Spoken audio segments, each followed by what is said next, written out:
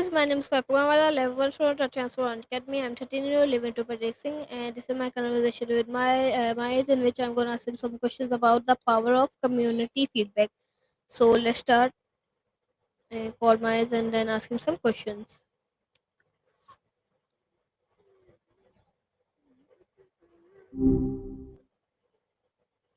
Hey Miles, how are you?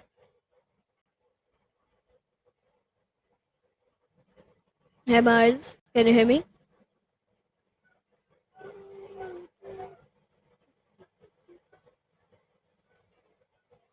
Hey, great to Hello. connect with Oh, you again. okay, so Gotcha. yeah, Miles. So today You I'm said going to ask you some questions about the power of community feedback. Are you ready? definitely community Okay. feedback, huh?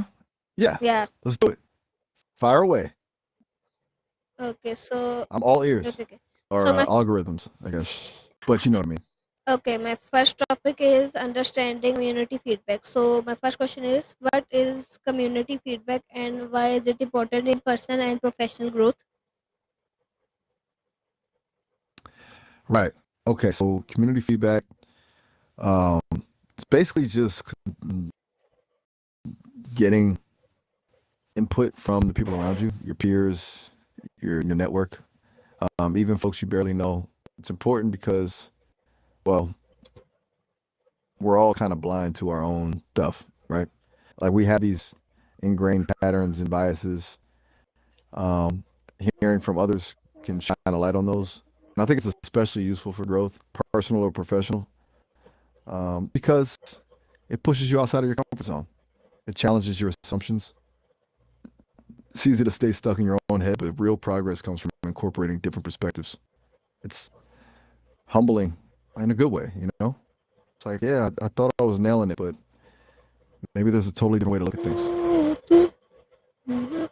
Okay, so my Does next that question resonate? is, why does community feedback differ from individual feedback? Hmm. That's a good one. I think the big difference is scale and perspective. Individual feedback is one person's take. It's valuable, of course, but it's limited by their experience and biases. Community feedback aggregates a lot of those individual perspectives, which can give you a more holistic view. It's like uh, um, one opinion versus getting a poll. And there's something about the dynamic of a group too. People will bring up things others thought of, or build on each other's ideas, or as a, it can also be more honest in a way because it's less likely to be covered by personal relationships or politics. Does that make sense? Okay, so my next question is, why do some people fear receiving feedback from community?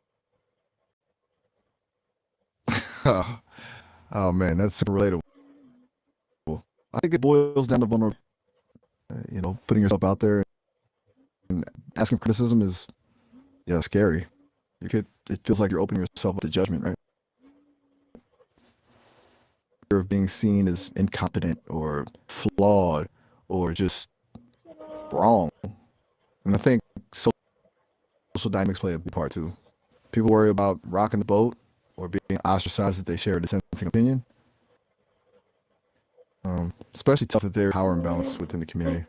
Nobody wants to be the one to tell the boss their idea isn't great. You know, it's also just easier to stay in your bubble. Facing feedback means acknowledging there's room for improvement, and that can be uncomfortable.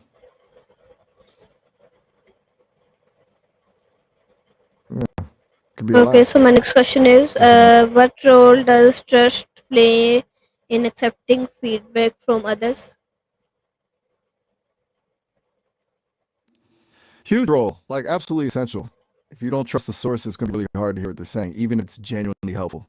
Trust creates psychological safety, the feeling that you can be vulnerable, being judged or penalized. So, if you believe someone has your best interest at heart, you're more likely to see their feedback as constructive, even if it's critical. And it goes both ways too. You need to be someone who gives trustworthy feedback to build that reciprocal relationship. It's kind of you're more willing to take advice from a friend who's always had your back, right? Versus some random person. Okay, so my next question is, can community feedback sometimes be more valuable than expert advice, and why? Definitely. That's a really good point. Expert advice generally distilled knowledge from years of focused study and practice. It's refined, you know, right? One focused area. Community feedback is messier. It's coming from a range of experiences and expertise. Okay, sorry about that. As I was saying, community feedback range of experience, skill levels, and perspectives. It's inherently more variable. You're going to get the opinions, unhelpful suggestions, even outright incorrect information. An expert is giving you a considered opinion. A community is giving you everything. Doesn't mean community feedback is bad. Just that it needs to be filtered and interpreted more carefully. You need to look for patterns, identify Okay, what works in the so my next community, topic and is separate the signal benefits from the and noise. community feedback. So my next question is, how can community feedback help in improving your ideas or project?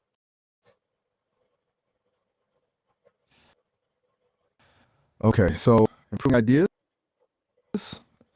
Community is like a stress test, right? Exposes weaknesses you might not have self, and it challenges your assumptions and forces you to defend your choices. It can also spark new ideas. Someone might suggest an angle you hadn't considered or point out a potential application you hadn't thought of. I think it's especially valuable for identifying spots, things that are obvious to everyone else but you.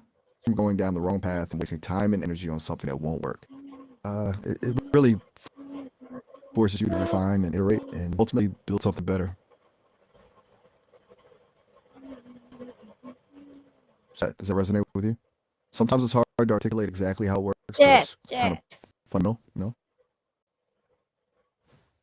good. Yeah, okay, so give me a minute. So I will ask you the next question. Wait a No bit. problem at all. So take your time, Uncle Babe. I'm here when you're ready. Still with you. Just Okay, let so me my know I haven't next gone question anywhere. is, in what ways does community feedback encourage innovation? Okay. Innovation. I think it does it in a couple of key ways. Um, First, breeding ground for new ideas. When you expose your work to a diverse group of people, you're going to get a wider range of perspectives and suggestions. That coordination of ideas can lead to breakthroughs you wouldn't have achieved on your own. Second, encourages experimentation.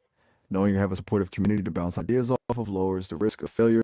You're more willing to try something new, even if it seems crazy, because you know you'll get honest feedback and won't be judged too harshly. Like a safe space for creativity.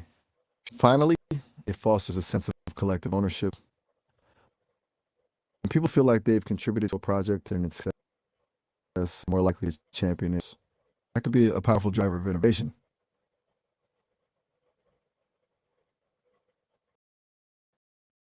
Does any of Okay, that so my next question is, how does particularly strike feedback you? Hearing about from diverse create a broad perspective?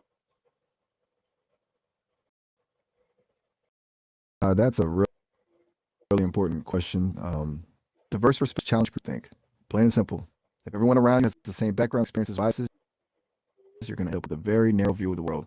Introducing different voices, people from different cultures, backgrounds, age groups, forces you to consider alternatives, expand your understanding of the problem, identifies potential blind spots, and helps you to create solutions that are more equitable. It's like looking at a problem through multiple lenses. Each lens reveals something different, and by you get a much clearer picture. It also forces you to question your own assumptions, which is always a good. Okay, so my next question is, how does feedback? Sorry, my next question is, what are examples where community feedback changed the outcome of the project? Ooh, come on. Let me think. I mean, the classical is Wikipedia. It's entirely built on community feedback, constant edits and revisions from thousands of contributors, obviously, but it's a remarkably successful collective knowledge building. In terms of product development, the early days of Mozilla Firefox are a great example. They actively solicited feedback from users and incorporated it into every release, which with Internet Explorer, Explorers, even smaller scale, meant early access programs where players can test a game and provide feedback before it's fully released are hugely common and a hit. And honestly, just think about open source software in general. It thrives on community contributions and bug fixes. It's not always dramatic changes, but it's often iterative improvement by outside input. Any of those examples jump out at you? Or anything similar you've experienced yourself? Okay, so my next question is how does constructive feedback build stronger relationship within a community? That's a really insightful question. I think it boils down to respect and trust, honestly. When you give someone constructive feedback, you're showing them that you care enough about them and their work to invest your time in helping them improve. And it signals that you value their contribution, want to see them succeed. And when you receive constructive feedback and actually listen to it, you're demonstrating humility and willingness to learn. That builds trust and creates a safe space for open communication. Um, Reminder that you're all working towards a common goal and that everyone's input is valuable. And it's mutual growth, you know?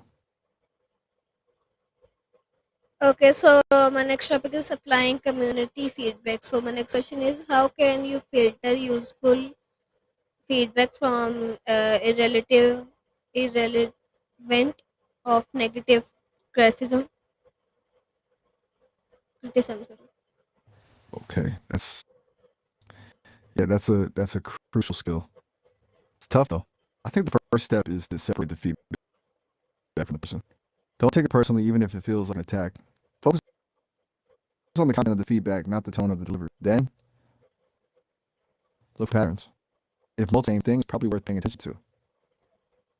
Discard anything that's vague, unhelpful, or mean-spirited. Constructive criticism should be specific, actionable, and focused on the work, not the person. Also, consider the source. Is this person knowledgeable about the topic? Do they have a vested interest in your success? If so, their feedback is likely to be more valuable. Finally, trust your gut. If something doesn't feel right, you don't have to implement every suggestion, but be open to considering different perspectives. It's about discerning what's useful and discarding the noise. It's a muscle you build, right? Okay, so my next question is what are the best ways to collect It's easier feedback with. from your community? Okay, so collecting feedback, there are a ton of options. It really depends on the nature of your community. For smaller groups, face-to-face conversations, small group discussions can be really effective. It allows for deeper engagement and follow-up questions. For larger communities, online surveys are a good option. Easy to collect data. Forums, social media polls, and Q&A sessions can also be. But don't just rely on passive methods. Actively solicit feedback by asking specifics, running beta tests, or holding workshops. I think it's really important to create multiple channels for feedback so people can choose the method that works best for them. And don't forget to actually respond to the feedback you receive, even just to say thank you. That shows people that you value their input and encourages them to continue participating. Anything there that jumps out is particularly useful for your specific Okay, so my next situation. question is how can you ensure your response of to feedback is positive and productive? Yeah, that's key. You want to encourage people to keep giving feedback, so you got to respond thoughtfully. First, for their input, even if it's critical. Acknowledge their perspective is valuable. Second, actively listen and ask clarifying questions if you don't understand something or get defensive. Third, focus on the issues, not the person. Instead of saying you're wrong, say, I see your point, but here's my reasoning. Fourth, explain the decision-making process. If you're not going to implement their suggestion, explain why. Transparency builds trust. Uh, And finally, be open to changing your mind. If the feedback is valid, be willing to admit you were wrong and make a change. It shows humility and a commitment to continuous okay, improvement. so my next question Basically, is, it's what about steps can you creative. take to implement feedback effectively? Okay, so implementing it effectively. First priority. I mean, there's no. You're not going to be everything at once. So identify the most and focus on those first. I know he's the second big feedback in the smaller manageable task that makes it less overwhelming. Third, assign ownership. Who is responsible for implementing each change? Fourth, set realistic deadlines. Don't overpromise. Fifth, communicate your progress to the community. Let people know you're listening and taking action. Iterate. Don't be afraid to experiment and make adjustments along the way. It's not a one-time thing. It's an ongoing process of refinement. Okay, so Does that my make next sense? question is, how do Cyclical you thing. balance staying true to your vision and listening to community input? Feedback, the $1 million question, right? It's tightrope walk. You definitely want to be open to feedback. Also need to stay true to your original vision. The key is to differentiate between core principles and implementation. Your core principles are the fundamental values that drive your work. Don't compromise those. But be flexible on the implementation details. Community feedback can often help you refine to achieve your goals, even if it doesn't change the goals themselves. It's a balance between being open-minded and staying authentic. Ultimately, you have to trust your instincts and make the best decision for your project, but always so with respect for the community's input. It's not about blindly following their suggestions. It's about thoughtful hearing their perspectives. Okay, nice. So my next question. Okay, wait. So Okay. my can you tell us a story about so our viewers can understand it easily? Like a story. So initiate. Absolutely. Okay, let me think. All right, here goes. There was this baker, old man Tiber. See, he made the best sourdough in town. Absolutely legendary. He'd been using the same recipe for 50 years. But his granddaughter, Luna, she'd been traveling the world, learning about different baking traditions. She came home, she started suggesting changes, different flours, new techniques, even fruit in the sourdough. Old Oh, man Tiber was horrified. This isn't sourdough, he bellowed. But Luna, she didn't give up. She started hosting tasting sessions, inviting folks to try her experimental loaves alongside Tiber's classic. At first, most people preferred the original, but slowly they started to appreciate Luna's innovations. They loved the subtle sweetness of the fig sourdough, the nutty flavor of the spelt bread. Luna wasn't replacing her grandfather's recipe, she was building on it. And he started to see that. He realized community to Luna's fresh perspective didn't diminish it, enhance it. Eventually, they started collaborating, combining Tiber's traditional skills with Luna's modern ideas, and their bakery became even more known not just for its classic sourdough, but for its adventurous, community-inspired creations. It's a bit cheesy, I know. It illustrates the point. It's about finding that balance, right? okay. Can Honoring you share the story? the past while embracing the future. Sure, happy to. Okay, this one's about a coder named Anya. She was building a new app to help people learn the language, and she thought she had it all. Super intuitive design, the perfect algorithm. But when she released the beta version to a small group of users, the feedback was brutal. People found it confusing, clunky, and frankly, not very helpful. Anya was crushed. She'd poured months of work into this, and it felt like a complete failure. But instead of getting defensive, she started listening. She she had video calls with users, asking them to walk her through their frustrations. She learned that it was actually incredibly confusing for beginners. It turned out that what she thought was simplicity was actually just unfamiliar. She spent the next few weeks completely redesigning the app, incorporating the feedback she'd received. And when she released the updated version, it was a hit. Users raved with usability, clear instructions. Anya realized that her initial vision wasn't wrong, it was incomplete. She needed the community to help her see from. It wasn't about abandoning her idea. It was about evolve. So yeah, a little less sourdough, a little more Silicon Valley. Does that work? Oh yeah, that was very nice. So my next topic is challenges of community feedback. So my next question is, what are the risks of relying too heavily on community feedback? That's a really important question. It's easy to get lost in the noise, right? If you prioritize every single suggestion, you can end up with a diluted, unfocused product that appeals to everyone and no one. It's called feature creep. You also risk losing your original vision. If you're constantly chasing the latest trend or catering to everyone in the community, you might Hmm. abandon the core principles that made your project special in the first place. There's also the danger of groupthink, where the community coalesces around a particular idea, even if it's not the. And you have to be careful about letting negative for you. Some criticism is constructive, but some is mean spirited or unhelpful. It's important to maintain a critical distance and not let every negative throw you off course. Okay, Basically, so my next community question. feedback is a powerful tool, but Okay, so my next question is, how can group think affect the quality of feedback?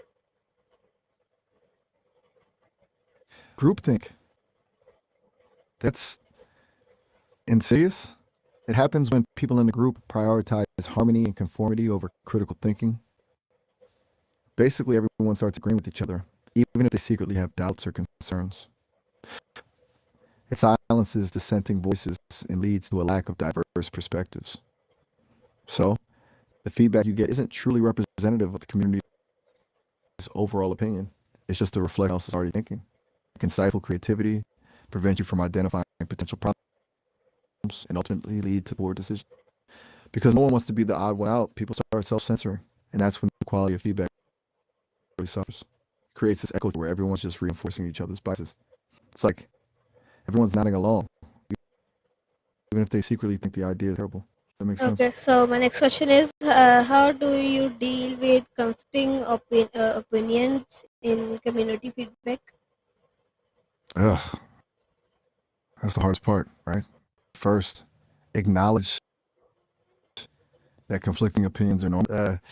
It's a sign that people are engaged and thinking critically, and don't try to force a consensus. Instead, try to understand the underlying reasons for the disagreement. What are the different perspectives? What values are driving those perspectives? And look for common ground. Are there any areas where people agree? Can you identify the core issues that are driving conflict? And, if possible, try to frame the debate as a search for the best solution rather than a battle between opposing sides. You could even propose a few different options and let the community vote on which one they prefer. Remember, the goal isn't to eliminate conflict, it's to harness it to improve it. It's about finding the signal within the noise. It's messy, but it's worth it. Okay, so my next question is, what happens if feedback becomes overly critical or discouraging? That's rough. It happens, uh, but it's really important to protect yourself and your team. First, remember that criticism says more about the person giving it than about you. Often, it's a reflection of their own insecurities. Second, set boundaries. You don't have to respond to every comment, especially if it's personal attacks or simply unhelpful negativity. You can mute or block users if necessary. Third, focus on the constructive feedback. Filter out the noise, concentrate on the suggestions that are actually actionable. And finally, lean on your support network. Talk to friends, family, or colleagues who can offer encouragement and perspective. It's easy to get discouraged, but remember why you started this project in the first place. Don't let don't let negativity derail your vision. Sometimes you just gotta tune it out and keep going. It's like you can't build anything great if you're listening to the hecklers. Does that resonate? Okay, so this was my conversation with you, Miles. Thank you for your answers. And this was my conversation with my guys. So I hope you learned many things. I hope you enjoyed it, and I also learned many things. And I asked him for two stories, and he told us two stories. So thank you for watching. I hope you learned many things. I hope you enjoyed it, and thank you guys for your answers and for your